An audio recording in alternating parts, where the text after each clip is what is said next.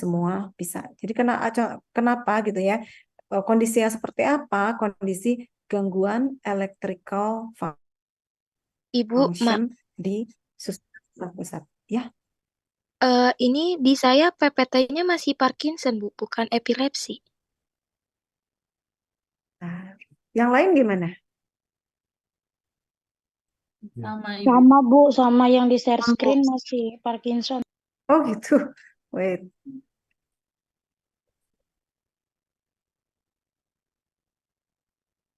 Berarti harus saya hide dulu. Saya udah buka tiga-tiganya soalnya. Berarti harus di hide dulu ya. Sebentar. Dikecilin di hide. Terus apa lagi deh. Jadwal juga ditutup aja.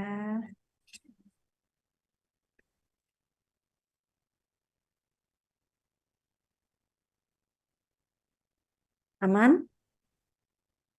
Udah, Ibu. Mana? Ya. Oke. Ya.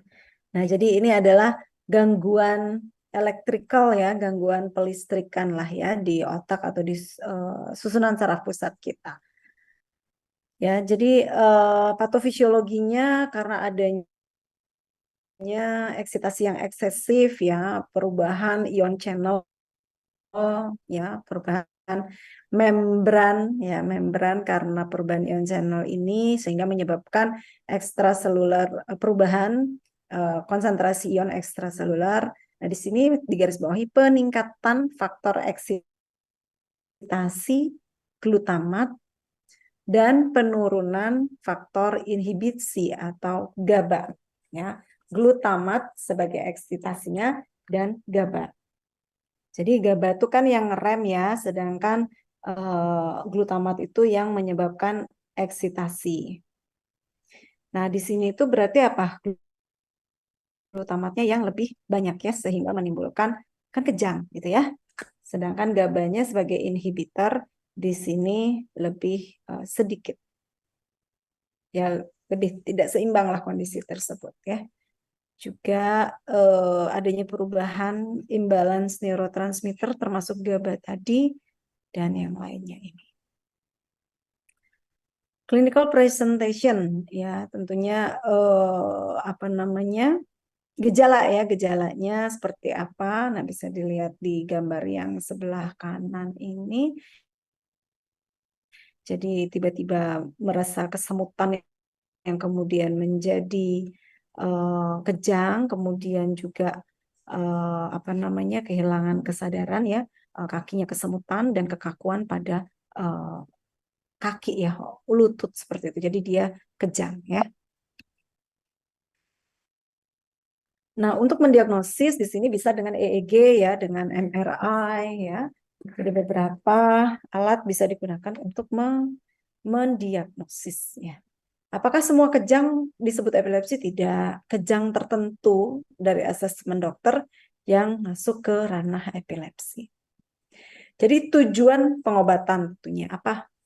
Ya tentunya mengontrol frekuensi dari kejang, meminimalkan efek samping penggunaan obat, memastikan kepatuhan, dan mengizinkan pasien hidup normal ya, normal seperti layaknya kita bisa diterima di tengah masyarakat. Kalau seizurnya udah jarang kan kita juga mereka juga nyaman dan apa namanya lebih confidence ya berada di lingkungan umum seperti kita. Nah, ini jenis kejangnya kalau diingat kemarin ada yang parsial, kayak namanya disebut parsial berarti sebagian gitu ya, sedikit aja, ada yang generalize ya, generalize. Nah, ini jenis-jenis ini juga saya udah bilang nggak usah dihafalin. Ini kerjaannya dokter yang menentukan disebut parsial apa simple, kompleks, secondary ya. Terus generalize itu ada absence, mioklonik itu seperti apa? Nggak usah dipikirin. Ini ranahnya dokter untuk menganalisa selain dilihat dari symptoms atau manifestasi klinik juga dilihat dari hasil tadi EEG atau MRI. Nah, di sini harus mulai ya, saya kemarin bilang tandain nih slide ini ya.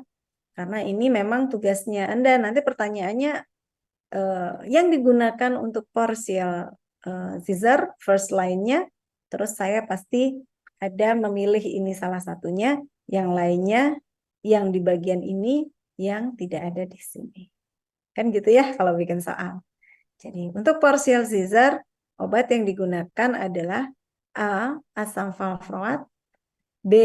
Etosuximid. Ingat ya, first line ya. Kalau ini ada di sini, ya nggak apa-apa gitu loh. Ya, kan bisa Bu digunakan untuk parsial. Kan saya udah bilang, first line drug. Saya kalau nginget gini zaman sekolah tuh sambil saya nulis sering nih, parsial, carbamazepine, phenytoin, apa-apa. Dan saya tuh tipe orang yang kalau waktu sekolah tuh belajar tuh ngomong. Jadi kalau saya kosan tuh paling nggak bisa saya berdua. Karena saya harus belajar itu sambil ngomong. Jadi begitu ngomong tuh rasanya saya dengar dan lebih melekat. Kemudian yang berikutnya yang saya lakukan adalah setelah saya mengingatnya, saya nulis lagi. Apa ya parsial tadi ya? Carbamazepine, phenytoin, apa. Jadi itu tentu akan lebih maksimal. Terus tips yang berikutnya kalau saya gitu ya, satu belajarnya agak bicara, jadi apa yang saya dengar itu lebih saya melekat. Yang kedua sambil menulis, kalau misalnya rame gitu ya, sambil saya mengingat, saya tulis. Kemudian yang ketiga, saya selalu bangun jam 2 atau jam 3 pagi. Karena saya nggak bisa kalau rame, konsentrasi saya pecah. Jadi saya bangun jam 2 atau jam 3 pagi. Kalau kita efektif belajar, 2 jam aja udah capek. Ya, jam 2 sampai jam 4, habis itu bobok lagi. Atau Anda misalnya jam 3 sampai jam 2 lah, jam setengah 3 lah, sampai setengah 5 waktunya subuh ya. Setelah sholat subuh, tidur lagi. Pasti bisa tidur, pasti. Karena udah nggak ada beban, udah belajar, udah sholat, tidur. Pasti nyenyak. Tinggal pasang alarm jam 7 buat berangkat ujian. Saya gitu. Jadi itu membuat lebih kita mengingat ya. Mengingat jenis obat. Emang diingat Bu, saya di rumah sakit nggak wajib ingat. Lo nanti udah apoteker harus lebih di luar kepala gitu ya. Jangan masih dengan pengetahuan yang sebelumnya. Ya, kemudian generalized seizure untuk jenis absence ada valproat, etosuximid, neoklonik ada asam valproat juga dan clonazepam. Neoklonik, phenytoin, carbamazepine dan asam valproat. Alternatifnya yang di sebelah kanan. Jarang sih saya nanya alternatif drug, biasanya saya nanyanya first line. Ini dihafalin Bu? Tidak, tetapi mungkin saya ada soal cerita gitu ya, yang menyatakan bahwa target serum konsentrasinya adalah sekian ya. Jadi kalau kita lihat ini berdasarkan bentuk struktur ya. Kalau di sini kan berdasarkan jenis kejangnya. Kalau ini obat-obatan berdasarkan struktur kimianya. Misalnya barbiturat apa yang sering digunakan? Fenobarbital ya. Fenobarbital nama dagangnya macam-macam. Dosis yang digunakan adalah 1-3 mg per kilogram per day atau 10-20 mg per kilogram LD gitu ya. Apa sih LD ini kepanjangannya? Ya pokoknya luas permukaan tubuh lah ya. Per kilogram berat badan lah ya. Kemudian maksimum dosnya adalah sekian. Nah, ternyata obat yang diberikan kan miligram ya. Di dalam target serum itu cukup mikrogram per mili. Cara taunya gimana? Ya cara taunya memang harus ambil darah, tentukan kadarnya dengan menggunakan alat-alat yang tentunya memadai gitu ya. Tidak semua rumah sakit punya. Biasanya rumah sakit yang banyak menangani obat-obat dengan yang terkait dengan susunan saraf pusat itu punya. Ketergantungan, narkoba, kemudian memang obat rujukan misalnya bedah saraf, penyakit saraf, itu pasti punya alat-alat ini. Untuk menetapkan kan. Alatnya sih kayak alat kita, kayak alat di mana? Di lab misalnya mau pakai apa? Mau pakai KCKT, mau pakai HPLC, mau pakai spektro, tergantung prosedur pengujiannya. Nah, seperti benzodiazepin, diazepam ya, pemberian per orang 4-40 ya. IV 5-10, dosis maksimumnya sekian. Nah, bahkan di dalam darah cukup ditemukan 100-1000 nanogram per mili, ini sudah memberikan efek. Ya, sudah memberikan efek. Nah itu tadi kan kendalanya kalau obat-obat susunan saraf pusat tuh gitu ya. Kok nggak ada efek ya? Naikin nggak ya? Ini kan 4-40, naikin deh jadi 120. Ntar dulu nih 120, berapa sih dia maksimumnya? Oh nggak ada ya? Ini ya 100 sampai, ini targetnya. Maksimumnya sampai 40 nih maksimumnya, nggak boleh lebih. Gitu. Anda ngasihnya 120, aduh nanti tuh overdosis banget. Ya. Sedangkan ingat kan rentang terapi yang sempit. Nah, obat-obat susunan saraf pusat memiliki rentang terapi yang sempit. Gitu ya. Jadi ini diingat apa ya? Paling diingatnya golongan barbiturat tuh apa aja obatnya, benzodiazepin tuh apa aja, hidantoin tuh apa aja. Ya. Target angka-angka nggak usah. Nggak perlu. Paling nanti kalau soal cerita, Ibu ceritakan bahwa maksimum diberikan sekian, tapi tidak respon, lalu apa yang dilakukan? A, tingkatkan diazepam menjadi 120, B, lakukan apa, C, apa gitu. Paling gitu ya. Tapi bisa dilogika lah pastinya. Gitu. Kemudian ini adalah algoritma. Nah, ini penting sekali ya, penting. Jadi dilihat di apa sih namanya nih, diingat-ingat ya. Jadi jika didiagnosis epilepsi, maka mulailah dengan satu obat anti epilepsi. AED itu anti epileptic drug ya. Kemudian apakah pilihlah AED berdasarkan klasifikasi dari kejang dan side effect-nya pertimbangkan ya. Apakah free seizure gitu ya? Apakah free seizure? Jika iya, oh iya nih ternyata kasih diazepam misalnya ya, dikasih diazepam dia apa namanya sudah nggak kejang lagi. Oke. Gunakan diazepam berarti tepat ya, dia sudah tidak kejang. Apakah terjadi side effect yang tidak bisa dia apa namanya dia kendalikan gitu, dia side effect-nya tuh dia tidak bisa toleransi, intolerable side effect. Jika iya, maka tapi dia nggak kejang gitu ya, dia side effect-nya tuh nggak enak nih, malah salah mual, muntah dan sebagainya. Sedangkan dia bisa berefek, maka kurangi. Tetap gunakan ini, tapi coba kurangi dosisnya, ya. Atau tetap gunakan, tapi apa namanya, tetap digunakan, tetapi gejala-gejala yang muncul, misalnya mual muntah, ditambahin mungkin obat lain yang tidak ada interaksi dengan misalnya diazepam tadi. Kemudian jika tidak bisa mentolerasi apa side effect-nya gitu ya. Sorry. Jika bisa ditoleransi side effect-nya dikurangi, jika tidak bisa maka gunakan optimalkan quality of life ya. Jika tidak ada intolerable side effect, tidak ada. Jika tidak ada, tambahkan dengan optimal quality of life gitu. Jadinya nanti kalau misalnya sudah optimal, lanjutkan diazepam tadi plus quality of life, free seizure 2 tahun, maka bebas epilepsi. Tapi jika sudah optimalkan quality of life, tapi juga apa namanya explore quality issue, refer to go to box 3. Kalau nggak masih dia kejang, belum free seizure 2 tahun, kembali evaluasi di sini.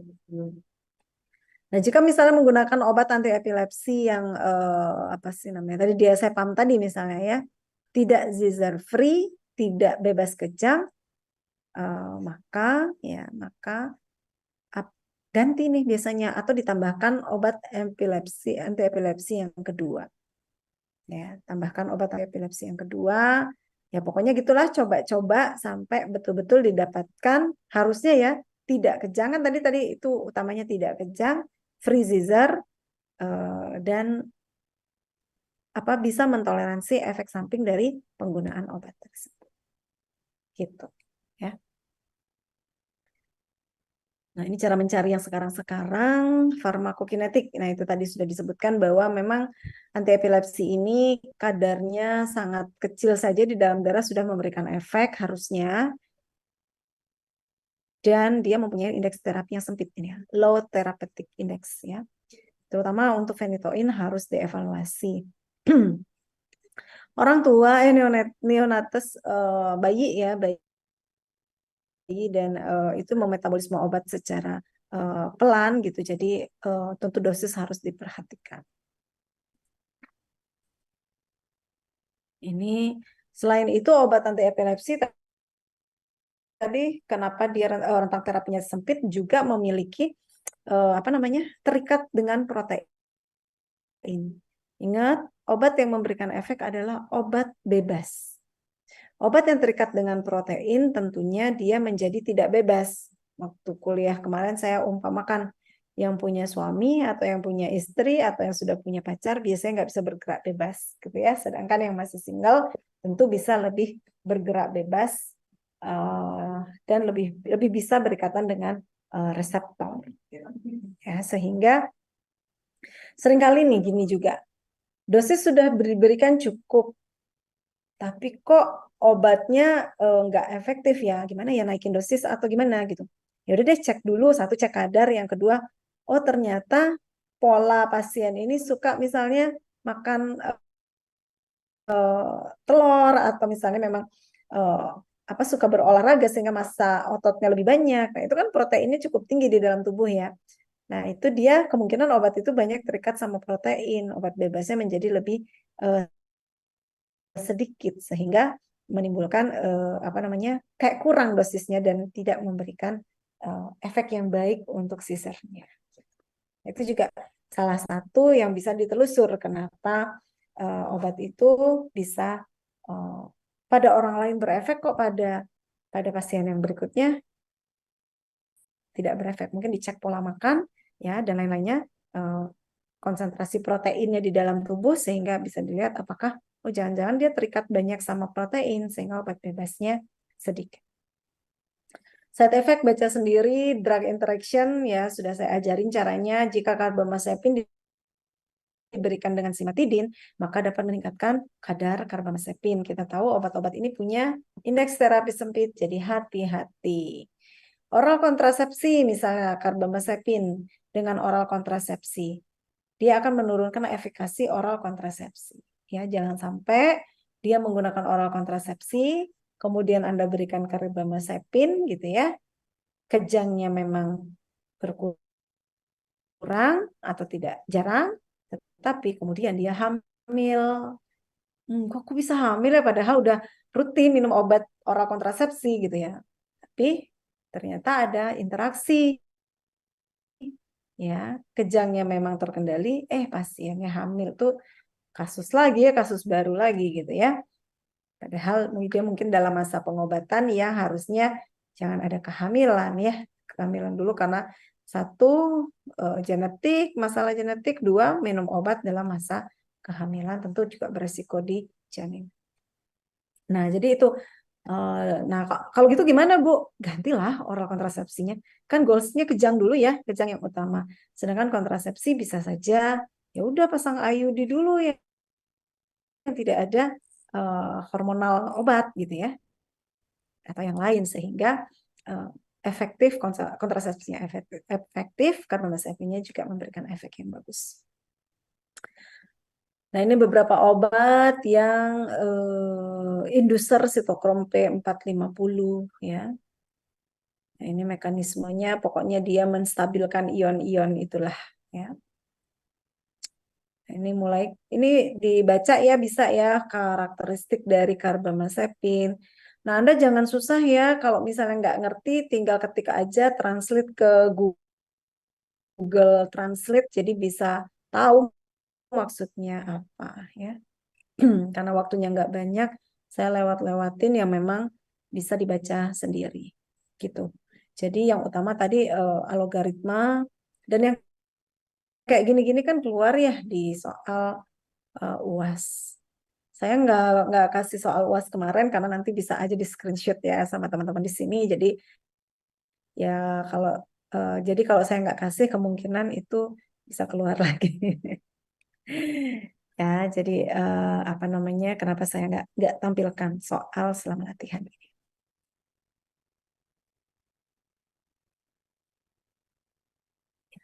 Jadi remedial kan sifatnya mengingatkan kembali saja ya, yang penting sudah punya PPT-nya ya. Oke. Ntar ya saya minum sebentar aja.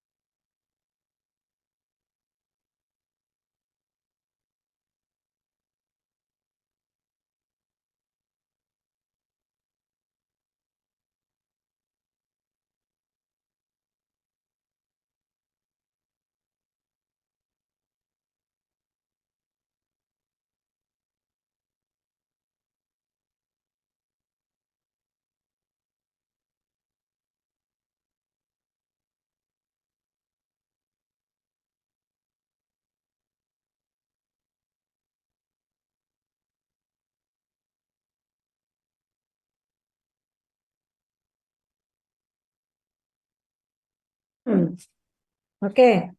Nah, satu lagi lupa tadi kesepakatannya satu lagi. Jadi di kampus ini lagi ada perhelatan kompetisi YSEEC. Teman-teman di sini kan semester 4 ya. Semester 4 yang nanti beranjak ke skripsi, riset, penelitian ya. Jadi saya wajibkan, kecuali yang di luar daerah, saya nggak tahu lagi gimana ya, karena yang kalau di daerah dan masih dekat-dekat, kalau sebatas Serang, Banten, mana-mana gitu ya, dekat-dekat Bogor, apalagi Depok, Bekasi, tolong ke kampus besok ya. Silakan ke kampus besok karena besok WSEEC ini adalah perlombaan atau kompetisi internasional. Jadi diikuti oleh 22 negara. Penyelenggaranya kami. Kemudian 22 negara ini yang hadir offline di Jakarta itu ada 5 negara. 5 negara, masing-masing negara itu Korea ada 3 kalau nggak salah. Kemudian ada Malaysia 3, Korea